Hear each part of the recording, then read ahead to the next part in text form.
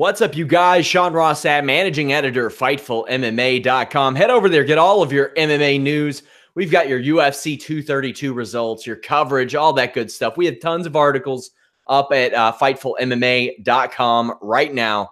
Go over and check it out. Right now, we're live on the Pro Wrestling channel. Moving forward, all of our live MMA shows will be on our boxing channel. That's youtube.com/FightfulMMA Boxing. Go ahead. Give us a subscribe. We're going to syndicate this here on that channel as well. I am joined today by Harry Kettle. You've seen him at Fox Sports Asia at WrestleZone. Harry, how you doing? Very well, my friend. It's 5:50 a.m. over in the UK, but I do not regret the staying up haul for a moment. Really solid event tonight. It was a fantastic event. We're going to go ahead and get into it. Again, guys, the most direct way to support Fightful.com, just retweet our stories.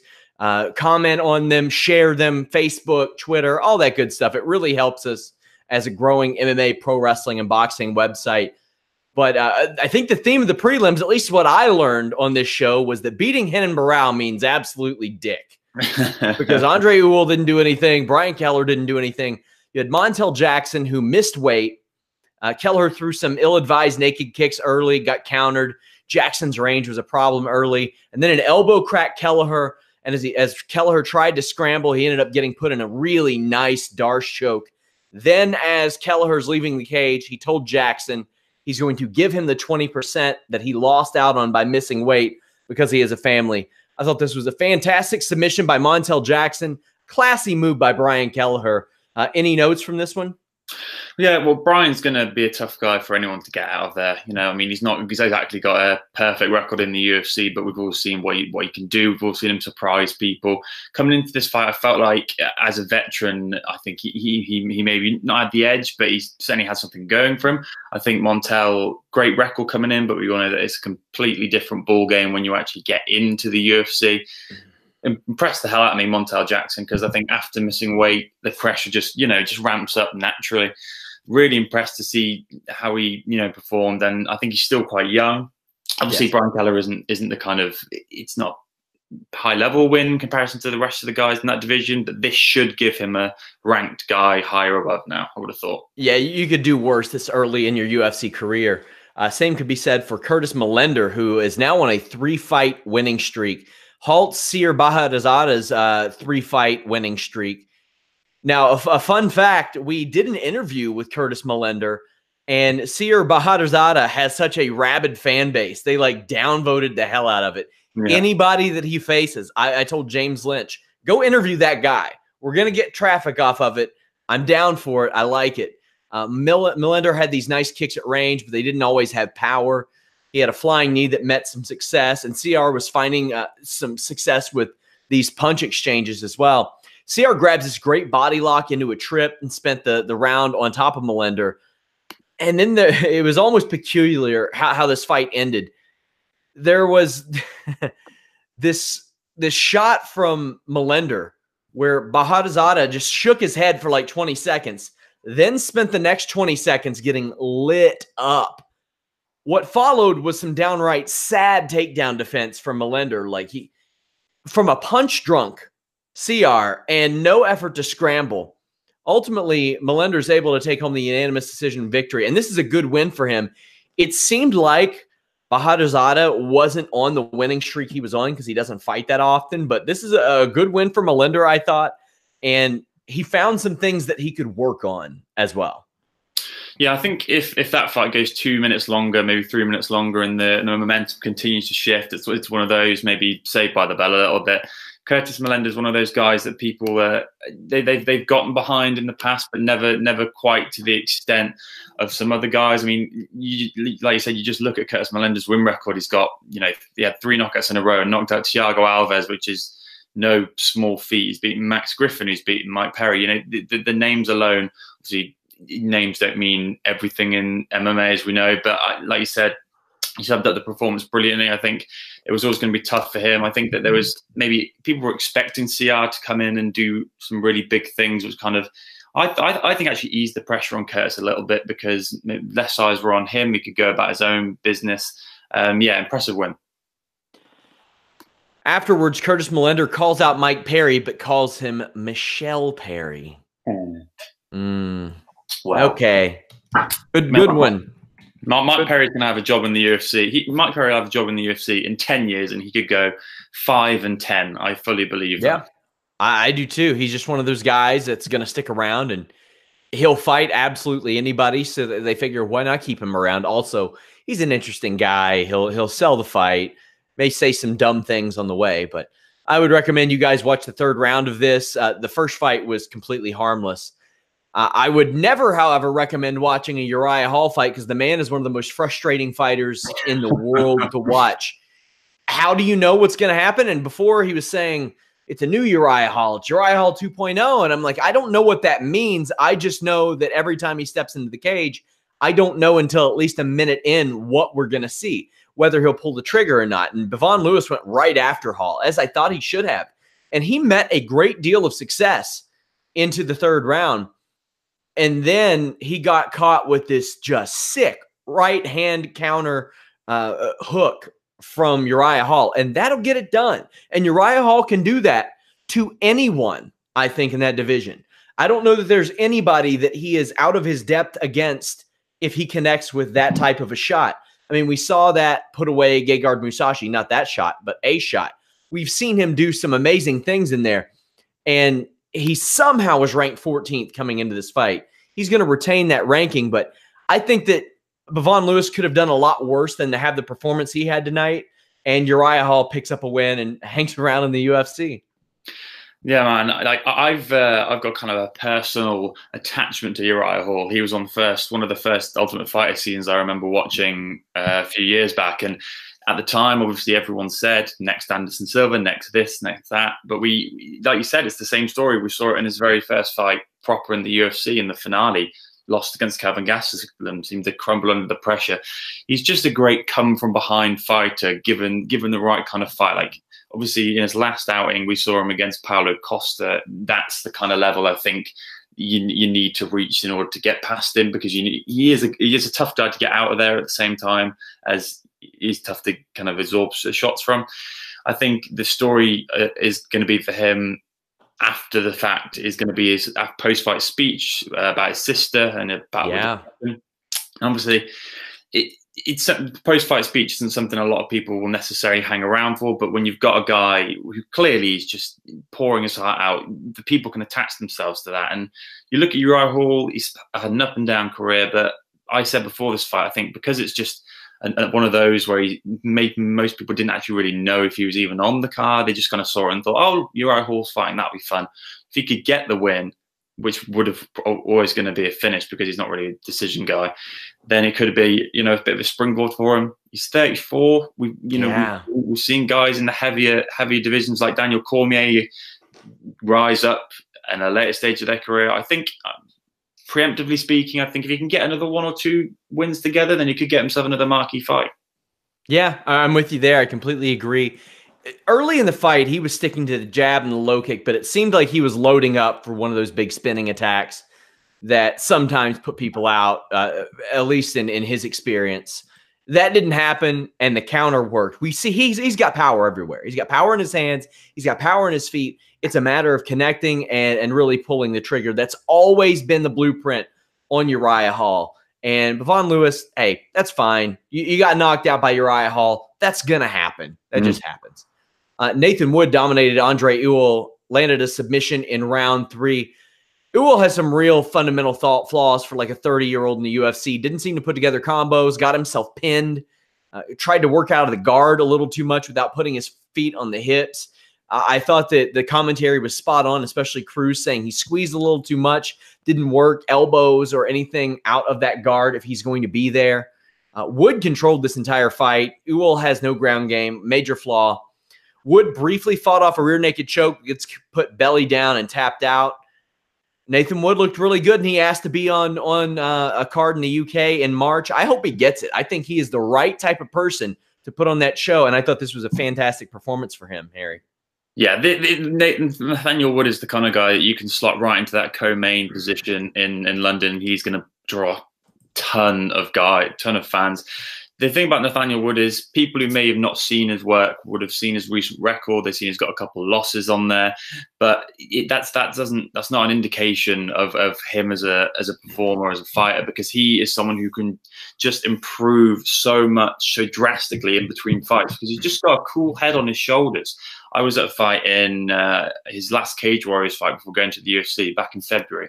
It was the main event. Half the crowd, I'd say, were there to see him.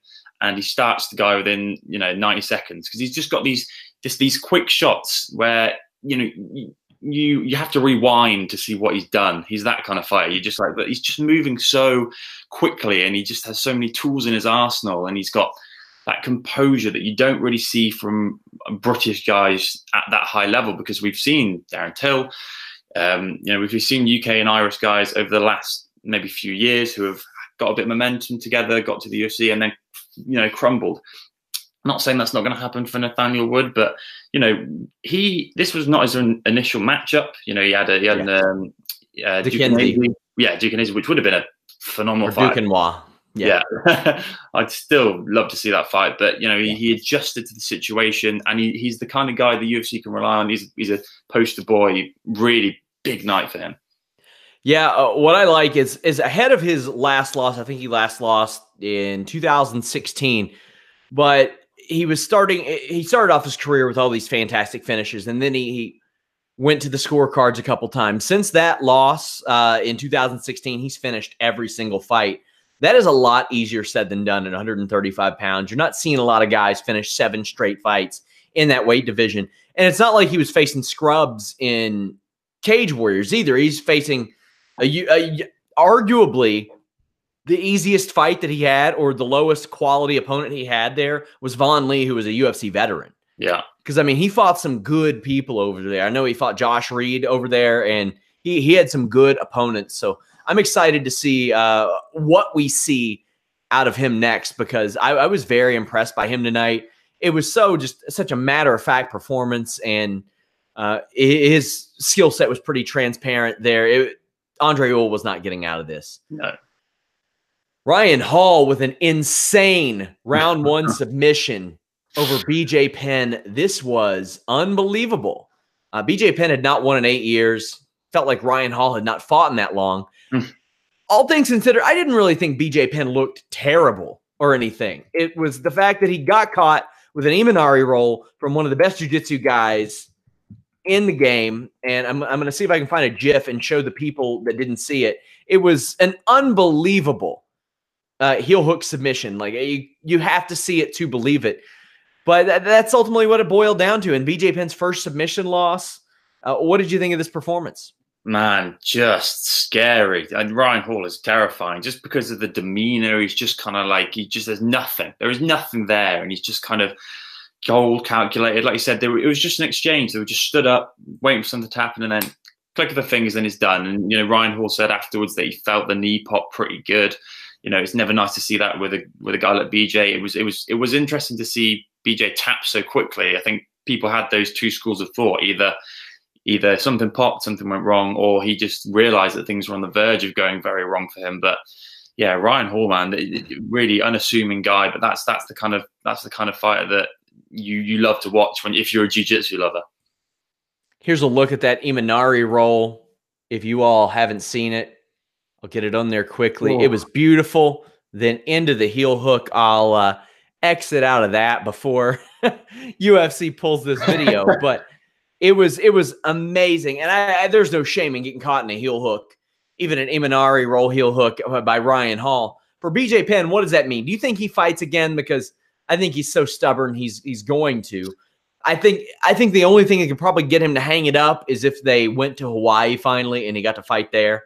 That could maybe do it. For Ryan Hall, he says he's moving back to featherweight, but he's been rejecting fights left and right. He took this one because of who it was and because it is an idol of his. But what do you think's next for Penn? I think exactly what you said. That was going to be my thought. I think that UFC Hawaii is exactly what should happen next. I mean, for multiple reasons. They've got so many, a handful of just top-level Hawaiian guys. And obviously BJ isn't top-level necessarily anymore. But imagine the scene. You can just picture in your head, can't you, that farewell against someone who is not ranked, who is not maybe even close to being ranked, maybe a newcomer to the UFC or a veteran. That would be nice. I think that it's a back and forth. I think he's lost 6 in a row now or something like that. So you've got people who think that he should just hang it up because, you know, thanks for the memories. But let's face it, you're either going to remember BJ positively or you're not now. Like the ship has sailed on whether or not you're going to be tipped one way or another. One more loss, let's face it, isn't going to do much either way. And I think the UFC is obviously the elite of the elite, or at least we're conditioned to believe that and think that way. If that is the case, then I think one more and done. And I think if it's anywhere but Hawaii, it's a bit of a misstep because a lot of people didn't even know he was fighting this weekend. Yeah. Yeah. He has he has not won in his last 7 fights dating back to the draw with John Fitch. And he is 1-8-1 in his last 10. Ugh. And that goes all the way back to his championship fights against Frankie Edgar, where he lost and then was unsuccessful in regaining it. But he did put some weight on it afterwards. We saw him walking away. Who knows if that's adrenaline or what that is, but it was good to see that he didn't have to be helped to the back, although he had a spotter of sorts. For Ryan Hall, he'll get whoever that he accepts along the way. I don't think this isn't putting him in any top 15 discussions. However, Peter Yan is in a top 15 discussion, and it's time to talk about him. He's 3-0 in the UFC now. He put away Ishihara in June. He put away Sun in, I think it was September. And here we are in December. And he's putting away Douglas Silva de Andrade, and that was a test, a top 15 opponent. And not only did he finish this guy, he made the corner throw in the towel, which I was thrilled to see, that Douglas Silva de Andrade's corner said, all right, we're not going to let him get hurt anymore. Also, shout outs to the referee. When Andrade was trying to put his hand on the ground to be a grounded opponent, the ref said, no, that's not how it works here. We're not doing that. He tried to game the system. Yan arrived. He's not an overwhelming top control grappler or anything, but he's good and aggressive and makes the right moves. A lot of positive things to say about Peter Yan, who is 25. We're seeing this influx of Russian talent really emerge. This was his first time fighting stateside as well. I think he'd only fought outside of Russia one time. So that was a test in itself. I thought Peter Yan looked great. The Russian invasion is upon us. You know, you've got ACA, you've got Fight Nights Global, you've got all these promotions over in Russia just producing these animals. And it's almost as if these guys doing Samba and things like that, they suddenly looked up at the TV one day and realized, oh, there's this mixed martial arts thing. Maybe we should all go over there and try that. He is terrifying. He is just like, he's got all the tools. He's aggressive. It feels like he can finish you anywhere. I completely agree about the corner stoppage. It's not something you see enough of. And I think people need to come to terms with the fact that it doesn't even matter if it's a Peter Yan or you're a veteran. It doesn't matter what kind of opponent you're against. If you're in a position of danger to that extent, you need to throw in the towel because it's never going to end well for you. I think that it'll be interesting to see from this point how the UFC kind of books him. Do they want to keep him on these big American shows? Do they want to maybe transition him back over to the Europe shows because they know that people are going to kind of get a big following for him? I know that they're probably going to go back to Russia potentially next year. If they do, I'd like to see him maybe not necessarily headline because I don't know if he's ready for that. Maybe a co-main event slot. He's someone who likes to keep busy, which is obvious. So, but I would like to see him take a couple of months off, not push the metal too much. We've seen it quite a few prospects in the last few years where they're on a roll and maybe they've gone one too far and they've taken one fight too many too quickly. He needs to sit back, play the field, see what the UFC offer him now. Can see he's in a good position of power. Yeah, I would agree. You had Megan Anderson winning technically via Cat Zingano. And there were a lot of people who were saying, DQ, no contest. It's a perfectly legal tactic. There wasn't much of a fight here. Megan Anderson threw a head kick. Cat Zingano tried to dodge it and did by and large, except for the toes that caught her in the eye. It lacerated her eyelid. It was repaired on site at the venue. She didn't have to go to the hospital. The fight was stopped. You saw Megan Anderson follow up a little bit, but she had slowed down and then she stepped in. Ref didn't stop the fight until after the follow-up by Megan Anderson. So Megan Anderson didn't do anything wrong. Kat Zingano didn't do anything wrong. She reacted the way that you react when you get hit in the eyeball, but it was a legal tactic. However, I'm with Megan Anderson in saying, yeah, let's run this one back. Why not? What did you think of the fight, and where do they go from here? Massively disappointing to see the way it ended, and the thing about it is, I said in one of my previews that I felt that this was going to be the one fight that people were left feeling afterwards, could have been so much more, but certainly not for this reason. I was expecting Zingano to kind of wrestle her a little bit and go down that route, try and neutralize her. She didn't get a chance to do that. There's a couple of arguments for this one. I've seen some people say that a toe is a digit, just like a finger. So why isn't it treated as such? I understand where they're coming from with that. When you're someone like Megan Anderson, you need a lucky break. And I know this isn't necessarily the lucky break she wanted. And it's good that she's shown the compassion. And it's almost as if, she's won the first leg and they'll take the second leg back to her home turf now, because I think that if they're going to run this back, it should be on her terms. And it should probably be on I think it's the Melbourne card in February. I'd like to see that. That would be a quite good spot for them. The problem with this is it's kind of like Poirier against Alvarez, because that one obviously took so long to run back. Whereas this, I think they need to go quickly. If the eye is not bothering them too much, they're both relatively fit and healthy. They were only in there for a minute. Run it back. Yeah, I would agree. This is a bummer because Megan Anderson was going to have a lot of questions answered, or there were going to be a lot of questions answered about her in this fight. Questions that maybe we haven't seen answered based on her Holm performance, and none of those were answered. We know that if her toe connects with somebody's eyeball, it's brutal. The UFC on Fox era was officially ended as Walt Harris snoozed his way to a split decision over Andrei Arlovski. This fight sucked, Terry. This was absolutely terrible. It put the nail in the coffin of the UFC on Fox era. I mean, Arlovski he's still hanging around. I feel, is he still ranked? I think he was ranked like number 13 somehow. I don't know how. They're all ranked. They're all every imaginable heavyweight ranked. Well, Walt Harris wasn't, and he's going to be now. But man, this fight didn't show me anything. It didn't tell me anything, and everybody could go out of their way to miss this fight.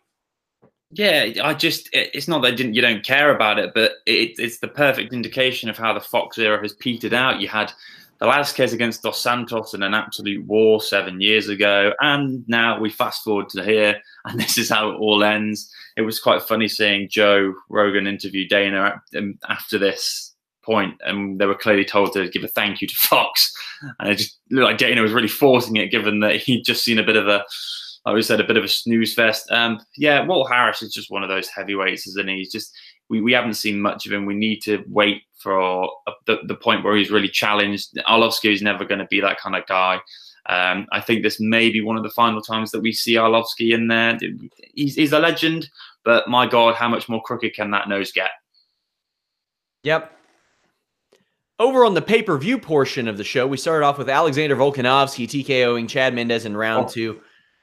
Chad Mendes had some great spots in this fight, but the blueprint on him is that he zaps his energy when he expends it on takedowns, and that seemed to be the story of this fight. We've seen it happen before. Jose Aldo with Conor McGregor, and now with Alexander Volkanovski. Volkanovski just unleashed this brutal combo that crumbled Chad Mendes, who was looking to really reestablish himself as a title contender in this division.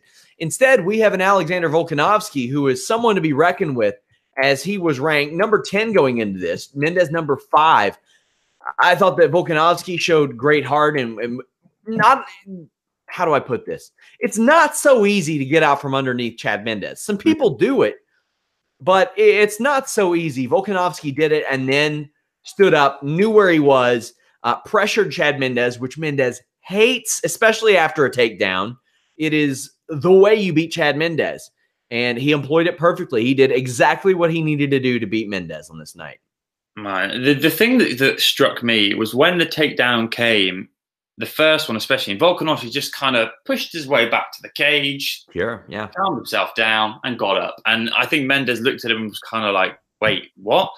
he joked that it was going to be the battle of the hobbits, Volkanovski, and the thing I liked was the contrast between the two, because they're both quite similar shapes. It was always going to be interesting to see whether or not Mendes could keep him down, and obviously he didn't.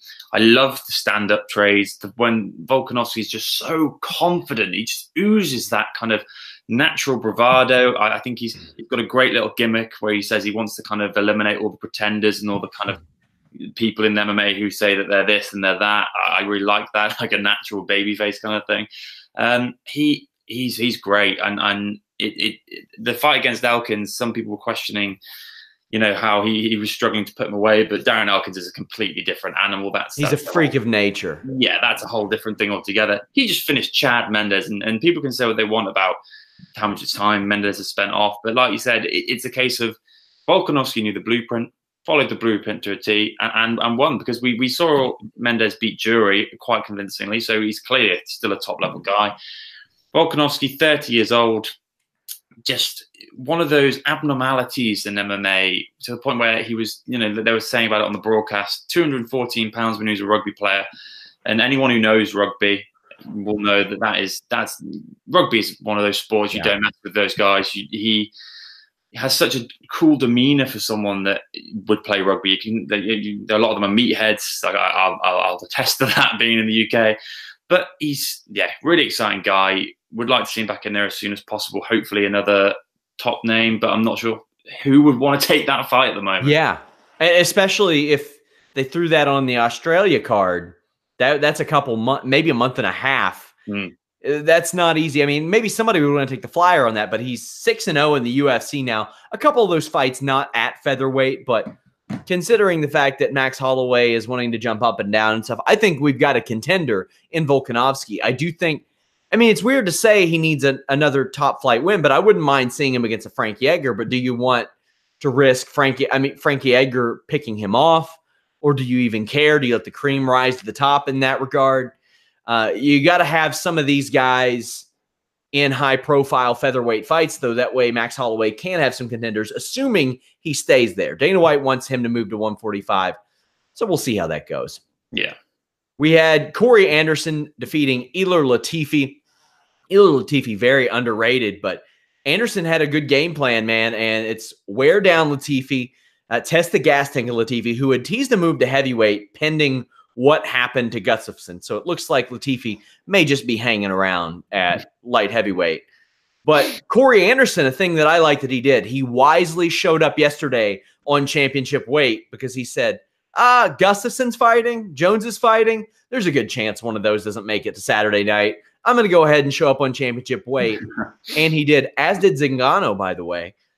That was very, very smart. Latifi, very successful early with calf kicks. Anderson was very heavy on the lead leg. He waded in and found a little bit of success here and there, but got very tired in the round two.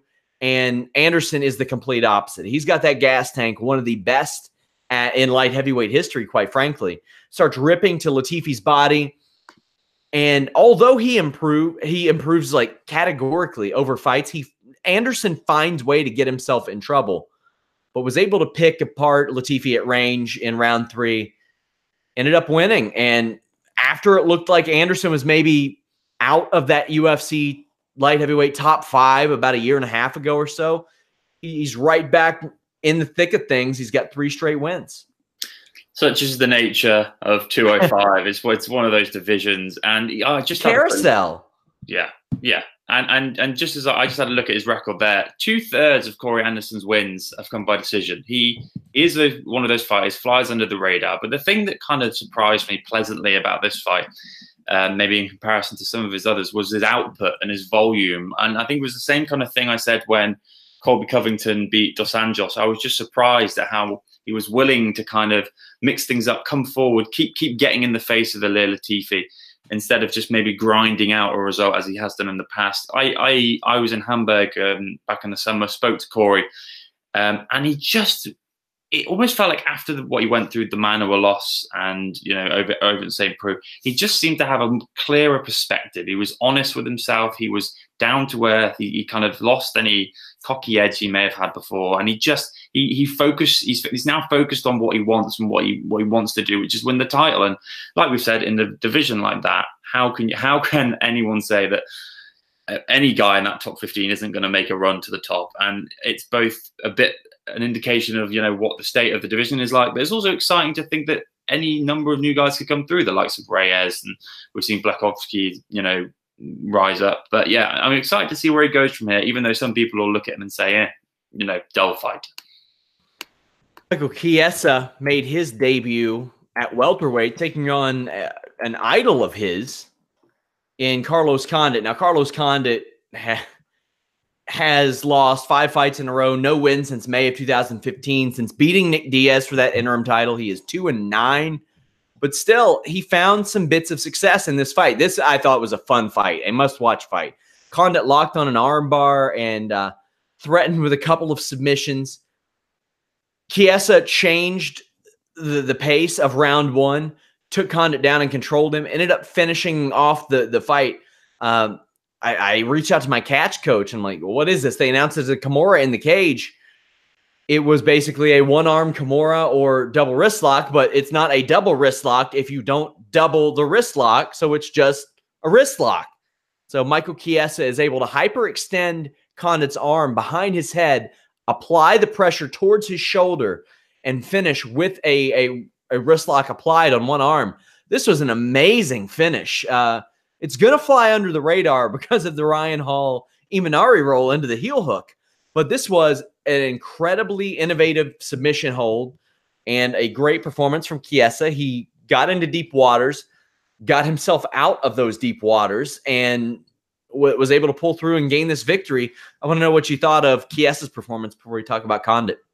Man, Michael Chiesa was one of those guys coming into the week, coming in, you know, the interviews and everything. He just oozed that confidence that we haven't seen from him in so long. It felt like a big performance was coming. He was just a completely different person. It felt like to the guy from maybe 6 months ago back in Brooklyn and the eventual fight with Pettis. Yeah, I think it was a really impressive performance. I think that submission was always going to be the way that this was probably going to go. I think if anyone's seen him before, they'll know that he is that kind of guy who will look for that type of finish.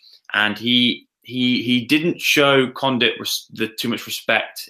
I think that was the important thing for him. I think given that was his idol, there was a threat that maybe he was going to think, oh, you know, be a bit apprehensive. But there wasn't any of that. He was a dog in there because he knew that he needed the win, potentially much more than Condit, because Condit's on the back end of his career on a kind of a bit of a slide. I think it was really impressive.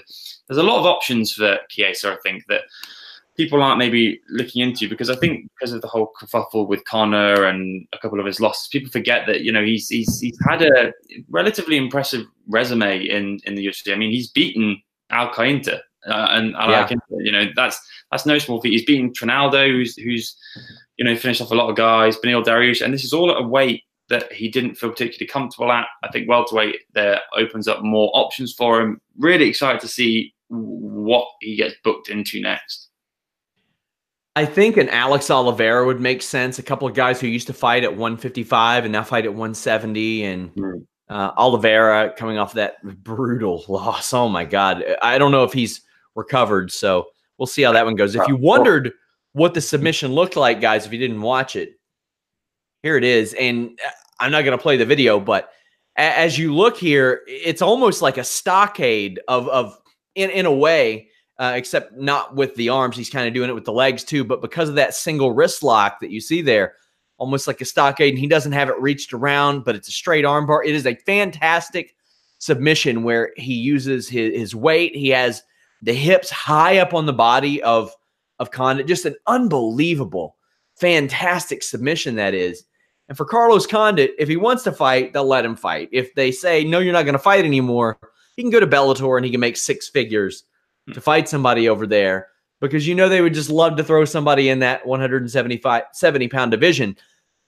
They would throw him up against an MVP or somebody like that. Once this welterweight, after this welterweight tournament's done, but he's going to keep fighting if he wants to fight. I mean, people will hire him, and in today's landscape where you have one looking for talent, you got that option too.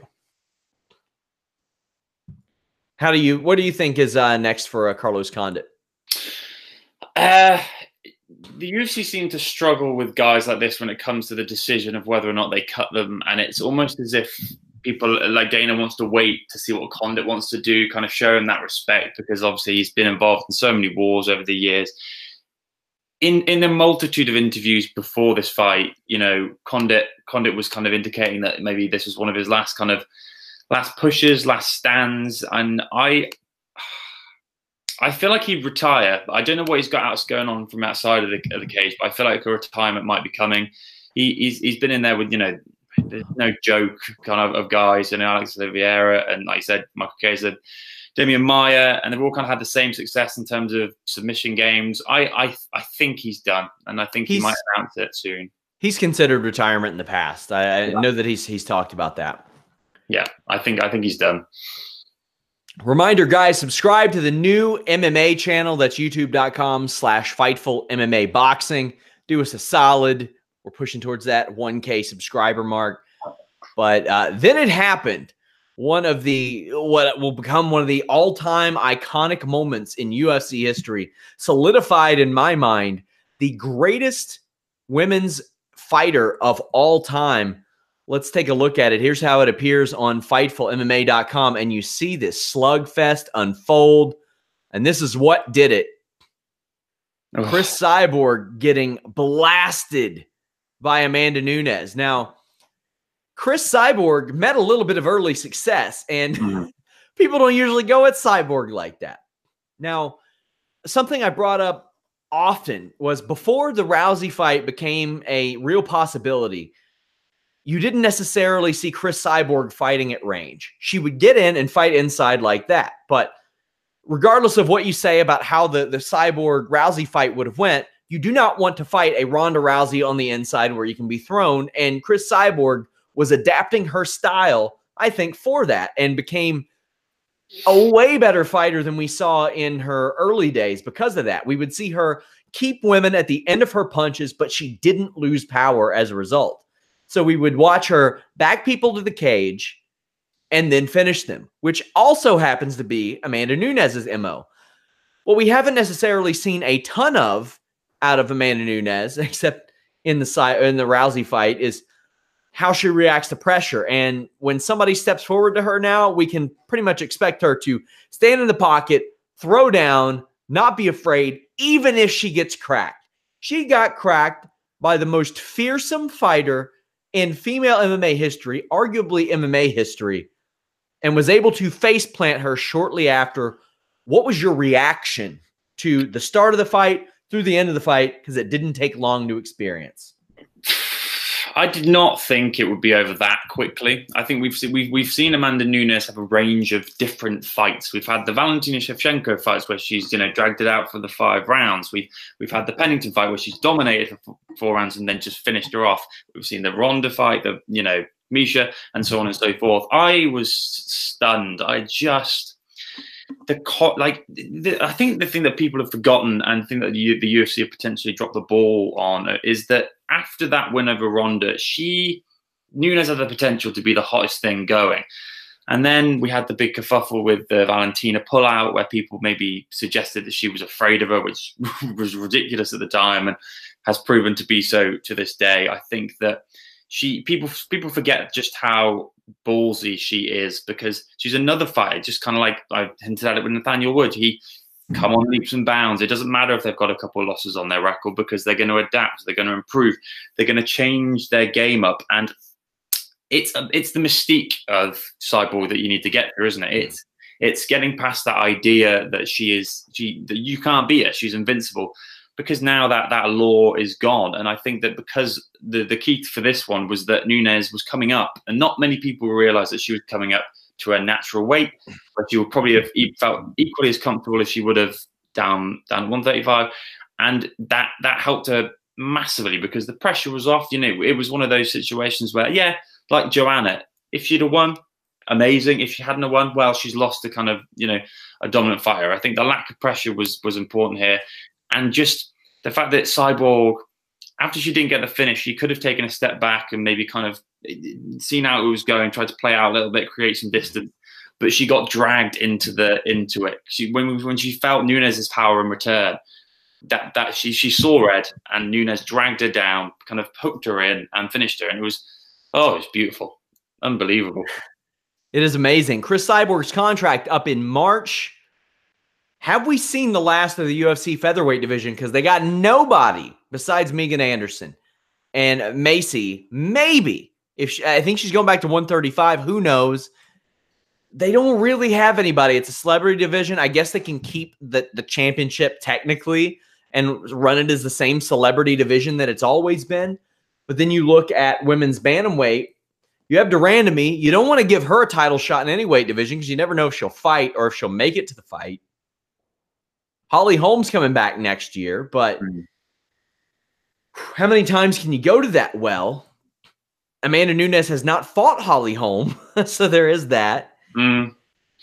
Yeah, it's a problem, and it's a problem we've all seen. It's one of those things where if you're a name and you string maybe one win together, then it's enough for a title fight. It's drastically different to, you know, the likes of, especially if you're Holm. Sorry to interrupt you, but especially if you're Holly Holm. Oh yeah, Holly Holm can do no wrong, and I understand the appeal. You know, she's always going to have that Ronda win under her belt. She does good numbers, but at the same time, I mean, can anyone say that they wouldn't want to see? And I know it's early to think about this, but Cyborg isn't over the hill by any stretch of the imagination. I imagine if they dangled the carrot of a rematch, I don't know if it was going to be immediate. I mean,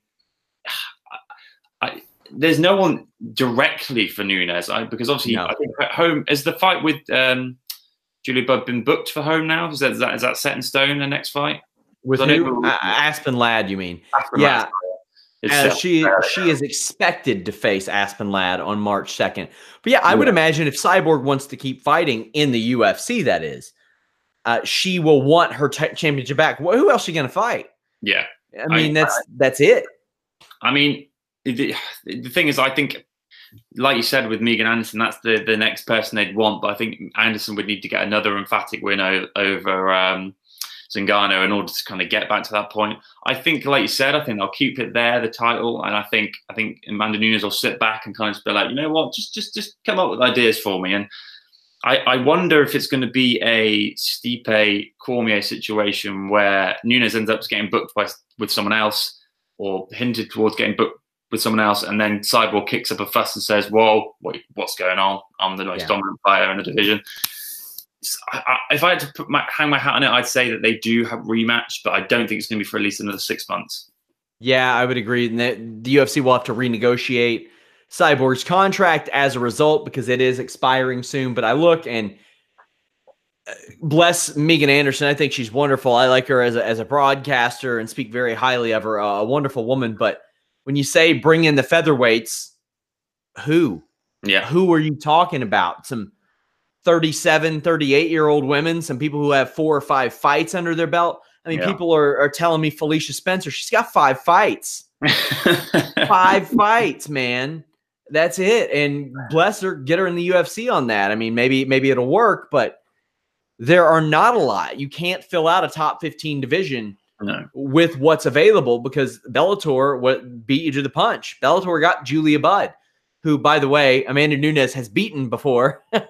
So Amanda Nunes has now beaten every Bellator and UFC featherweight champion ever, including Cris Cyborg, Jermaine Durandamy, and Julia Budd. When you put it like that. By the way, she's beaten the 125-pound champion, Valentina Shevchenko.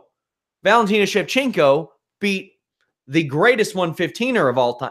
Like the dominance of Amanda Nunes is unbelievable, and it really puts in perspective, really, to take a Chael Sonnen quote, how good is Valentina Shevchenko? Because Valentina Shevchenko arguably beat Amanda Nunes. That's one I wouldn't mind seeing again in the future. That is, from what we see, an amazing fight. Yeah. But where does Nunes rank? Is she the greatest female fighter of all time? That's the thing, isn't it? Because when we look back on this in 5-10 years, it's going to be a case of examining the body of work. But right now, coming into this fight, even though they didn't necessarily get the build towards it, it was the 2 best female fighters of all time. and it is two schools of argument, isn't it? You've got one set saying, well, yeah, Cyborg lost. She got beaten quite badly, but that's one fight. But then you've also got, you know, the people who say, well, no, it's a case of putting it best against the best. It's like when the rumors about GSP and Anderson were floating around, people were saying whoever won that fight was the greatest of all time because of the nature of their resumes.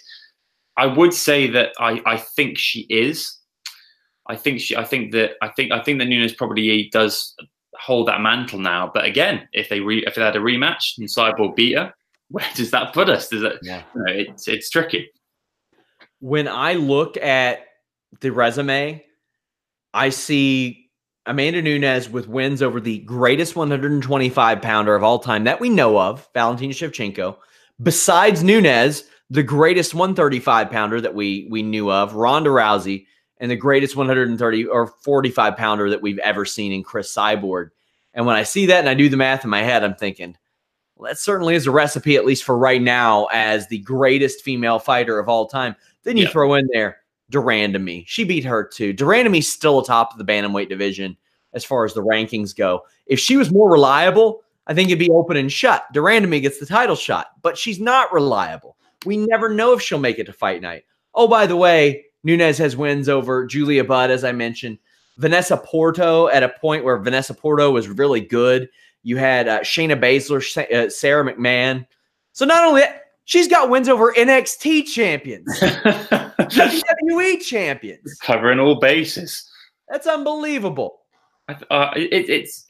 It'll be interesting to see what would happen. And I think, again, this is the nature of women's MMA. If Kat Zingano actually, say she finishes Megan Anderson and they level it up at one apiece, Zingano is one of the few women who has a win over Nunes. And obviously, a lot of people would say that maybe Zingano doesn't necessarily deserve that title shot, but UFC would look towards that build and say, oh, well, here's the dominant Nunes.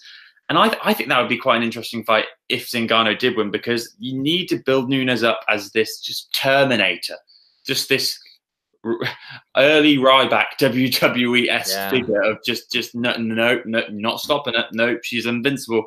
I do think she's the greatest women's fighter of all time, but it's always interesting to see how that story develops and how that narrative develops when someone is still in the midst of their prime, really. That moment was unbelievable. Can't wait to go back and watch that. I am now blocked by 0 UFC champions on Twitter, which is always a plus. Oh, lovely. Shout out to Cris Cyborg's management team. Cris Cyborg likes me, but her management maybe doesn't as much. Well, management teams is trash. yeah, garbage. Whoever managed her has not done her any favors, and I'm pretty excited to see Becky Lynch's tweet about this later on. Oh, amazing. Oh, what a woman. Next up, we had John Jones, after all this mess, defeating Alexander Gustafsson to regain the light heavyweight championship. Here are a couple of clips as they appeared.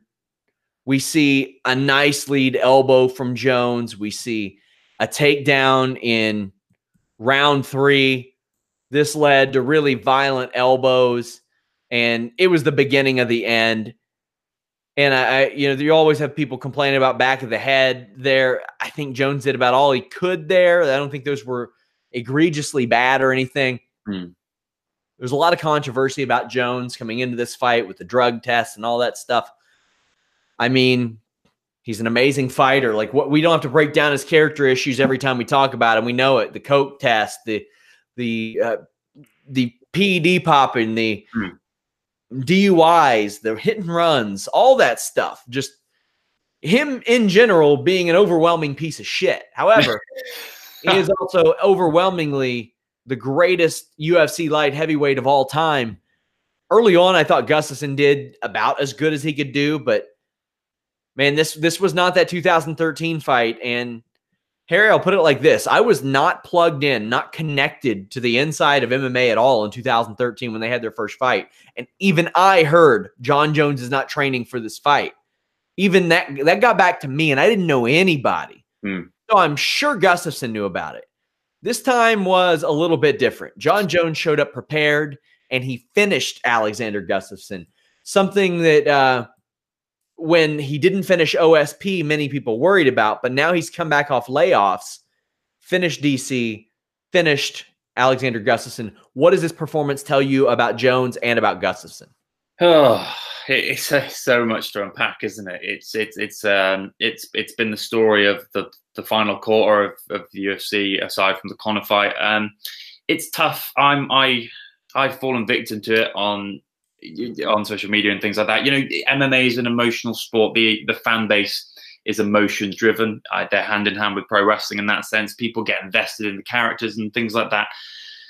We like you said, we've been over it many times. It's John Jones is John Jones. A lot of people don't like him, myself included, as a person, but he didn't really have to get out of first gear, I found. I said this immediately after the fight. It just didn't feel like he looked at Gustafsson. And when you don't respect someone of a high level in MMA, most of the time, obviously, you're going to get caught or you're going to be in trouble. John Jones is just light years ahead of these guys. He's so far ahead of them. I mean, he took Daniel Cormier, arguably the greatest, maybe one of the 2-3 greatest fighters of all time, and he absorbed some pressure, but he just kind of finished him. It was almost like he picked when he was going to do it. And it was like in this instance, I almost felt like Jones wanted that takedown back, because in the first fight in 2013, you just know he wanted to get that back. And it was a perfectly executed takedown. Great way to look at it, too. Great way to look at it, because that was a shocker. When Gustafsson dragged Jones down, I don't care how much John Jones is trained before that fight. That was a shocker, Harry. I couldn't believe that. Yeah. And Gustafsson just, the reality is, he faced a longer layoff than Jones. I joked earlier this year, they announced Luke Rockhold versus Gustafsson, and I said, can't wait until 2022 when both of these guys are healthy and they actually fight. And for Gustafsson, he talked about maybe moving up to heavyweight 2 to fight Cormier, but that was before that. I'm sure he could find some success there. I mean, why not? But this light heavyweight division, it's got some potential names. It's got the Anthony Smiths. It's got Thiago Santos. It's got Dom Reyes. Those are 3 very promising names. Shogun Rua is a drug test or a knee injury away from somehow being slid into a title fight at some point. He's still hanging around there. He's there. But a lot of these guys either are losing out or John Jones is beating them. We do have some new blood, though. Jones, in this performance, there's not a lot you can say. He implemented a game plan, like you said, didn't have to get out of first gear and finish the fight. What they were asking about a potential fight at heavyweight with Daniel Cormier. Oh. Would Cormier even want to put himself through that again? I think, and this going to sound quite cynicistic for me. I think that John Jones knows he stands a very good chance of getting beat by Daniel Cormier at heavyweight. That's my opinion, because I just feel like people underestimate just how important those weight classes are. I think they hear that someone's going up or someone's going down. Casual fans will think, oh, well, this fight is naturally better at this weight class. They'll probably be better at that one. No, not how it works. I think we're going to see that unfold in the TJ against Cejudo fight. I think it's going to be very interesting to see how TJ looks. We saw how Joanna looked against Valentina. I think that if Jones went up, I think he would struggle. I think Cormier's got power at heavyweight that we've all seen, and I think he would be much more comfortable. Jones wants that fight more than Cormier, I think, and that seems to be evidently clear. I think that everyone's got the Brock fight in their mind, and it depends on how you think of it, because I heard Dominic Cruz before we came on the air talk about how, I think he said that if Jones had a pinch of salt in him, Brock Lesnar had a brick, and that's, when do we suspend all these forms of kind of what's right and what's wrong? I mean, how many people are going to be talking about Jones finishing Gustafsson, and how many are going to be talking about the drug test now? They're going to be looking at his most recent performance. That's what I want to ask you about this fight.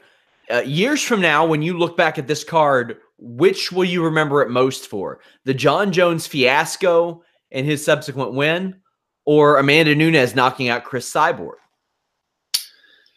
Oh,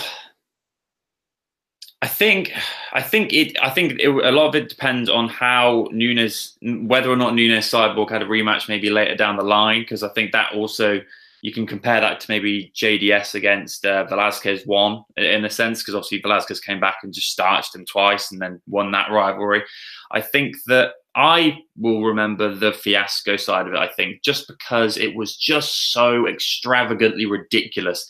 I mean, the thing is, people pull out fights all the time. People drop out a week in advance, maybe 2 days in advance. And when you look back on those cards, like when I look back on the Mendes-McGregor card, I don't remember it being short notice. The first thing I will remember is that fight, because it was just so overwhelmingly fantastic and such. But you look at UFC 223 and you look at this, obviously two very different circumstances, but I will remember, if only because the UFC always puts their card in Vegas at the end of the year, I will personally remember the fiasco side of it ahead of the knockout, which is a shame, I think. Yeah, man, this is a historic card that we saw. Lots of moving pieces here. People are always asking me about the Brock Lesnar situation. We'll find out more as it emerges. They don't have a hard date. I mean, Daniel Cormier wants to retire in March or before his 40th birthday, but he doesn't have a fight scheduled yet, Harry. And Dana White wants him to fight 3 more times. I think that if they're gonna do that, I think I think it would be best for Cormier. And I say this as half as a fan, half as just an analyzing. It would be better for him to just leave the Jones thing in the past, because we've seen what it's done to him. He's an emotional guy, maybe more so than a lot of fighters. He takes these losses extremely hard. Would we all love to see a third fight? Yes. Would we all love to see Cormier ride off into the sunset with a big win? I'm not guaranteed, but a big win over Lesnar. I think we'd all love to see that, given who Cormier is and his character. I think it's the March 2nd date in Vegas, I believe, is the next kind of major pay-per-view after Australia. I think that would be good. I think early March, that March 2nd date, Lesnar against Cormier, Cormier's final hurrah, then he can retire. I think it is hypocritical of Dana White to ask for 3 more fights from Cormier, because a few months ago he said, once you've got a foot out the door, yeah. I guess Cormier isn't out that door yet, so he's preemptively like, well, it's funny because they do that. Dana White does say if somebody says they want to retire, then they're gone. But after Derek Lewis retired in the cage, he offered him a fight 4 weeks later, and it happened. Here are some highlights from the press conference so far. We're tweeting it at Fightful MMA. The updates are at FightfulMMA.com. Dana White says he's very happy. The event was a total sellout. Says that he loves sticking it to everybody about the fight being moved and still being successful. That is so, pardon my language, guys, so fucking tone deaf. And that's revolting to me. I'm sorry. That is just revolting. I think I find it disgusting. I really do find it disgusting. So the attitude that he's had with this. I mean, go back to the days where he was shouting at eggs on Twitter, for God's sake. I'd rather that than this, because it's just, he's so cynical and he's just so corporate, and people say he does it for the love of it, and I don't really care anymore if he does it for the love of it. I just think that he's just so maybe not toxic. It just feels like a toxic environment, and he is a bully, in my opinion. I for one miss Twitter eggs. They were way more charming than the silhouettes. Oh yes, oh yeah. Dana White calls out Darren Ravel, saying that Nunes is the worst thing that happened to UFC women's fighting, because she knocked off the 2 most marketable stars. Dana White says, quote, "What the fuck does he know about fighting?" End quote. That I do agree on. Dana White guarantees Nunes will be a star after tonight. Doesn't know what's next for her. Hasn't talked to BJ Penn, but would like to see BJ retire. Said the opposite of Cormier. Says, quote, "Sounds to me like Cormier wants 2 or 3 more fights before hanging it up." Oh, no. End quote. Dana says the new belts will debut in Brooklyn. Didn't do it tonight because of the shit show this week. They're working on big things in 2019. Dana says that Jones needs to pass his drug test and stay out of trouble. Would love to keep Jones busy this year. Says that Brock is not out of the picture, but believes Brock plays the UFC and WWE against each other to get more money out of Vince as a result, which he 100% does. Yep. Dana thinks that Brock, Jones, and Stipe are the 3 best fights for DC, then calls Nunes the best female fighter ever. When Dana is asked about being skeptical about Nunes needing more time to put more weight on, Dana says, what the hell do I know? But compares her to GSP. Dana won't commit to anything involving Conor until they go in front of the Nevada State Athletic Commission. Hopeful that he can fight in the summer. Says that Jones' future depends on him passing drug tests. If Jones fails another drug test following tonight, Dana says that he will, quote, kill himself. What? I did not expect those to be the words that came out of your mouth. I thought Exactly. Claim he can't be on a card anymore and then go 2 months later and put him in the main event again. Yeah, he will never main event again, and then he main events every time. Dana will not do an immediate rematch with Nunes and Cyborg. Doesn't sound like Diaz and Masvidal is happening anymore. Shocker. Dana says that Aldo and Moicano is not the main event in Fortaleza because Aldo didn't want 5 rounds, and you don't say no to Jose Aldo. I kind of think I like how much Jose Aldo is respected by Dana White in that regard because he put a lot out there. So he says, quote, this business is worse than a hair salon. There's so much drama and crazy bullshit, end quote. With that being said, anything out of there that really stands out to you? I quite like visuals, so it's interesting to hear him confirm the belts. I think some people like the belts, but I think that the fact that I think when Conor won his second belt, they just went and got Woodley's, I believe, and just gave it to him, like, because they just look the same. I'd be interested to see whether they add some maybe unique touches onto it, take a little leaf out of WWE's, but maybe not to the extent of the Divas title or anything like that. But something new design. I think that it will be interesting to see what he does with Nunes if he doesn't want to do an immediate rematch. I also think that it's funny that he says that she's going to be a star now. Why wasn't she made into a star after the Rousey fight? I mean, I don't get it. He says that Darren Ravel was an idiot and so. Well, why didn't you promote her? Why don't you put her out there, send her on a tour around Brazil, make her the biggest thing in the world, in MMA? Interesting about Aldo Moicano, I think, because I would have thought that if that fight wasn't booked, I would have quite liked to see Moicano Volkanovski. That would have been quite a good, interesting range of styles. He sounds like he's more than willing to talk about several different topics, so it'll be interesting to hear him back and see his intonation. Maybe he's kind of got a bit of fire back, and a right kind of fire, though. Yeah, I mean, Amanda Nunes isn't getting the Rousey treatment. She's not getting, they've got her on Fox 11 instead of Ellen. So, I mean, there's a big difference there. Guys, thank you all so much for joining us. Again, subscribe Fightful MMA Boxing on YouTube and hit up FightfulMMA.com. Harry, let the people know where they can find your stuff. You can find me at HJ Kettle on Twitter, and then I've got my weight cut on there. It's got my whole body of work for WrestleZone, Fox Sports Asia, all that good stuff. Hopefully big things in 2019. Well, I really enjoyed having you on. Hope I get to again. The Fightful MMA podcast this week, guys, it'll happen on Thursday at 2 p.m. Eastern. The reason for the move, New Year's Day, but Showdown Joe is actually flying back from the Ryzen event that he's calling and won't be back in time. So we will be covering that on Thursday, although we'll have full coverage, full live coverage. I'm giving away a pass on my Twitter, so make sure you guys go ahead and retweet that tweet, follow Fightful online. A historic night. Hope you guys had fun with us. Leave a thumbs up. Subscribe. Till next time, guys, follow me at Sean Ross Sapp. We're out.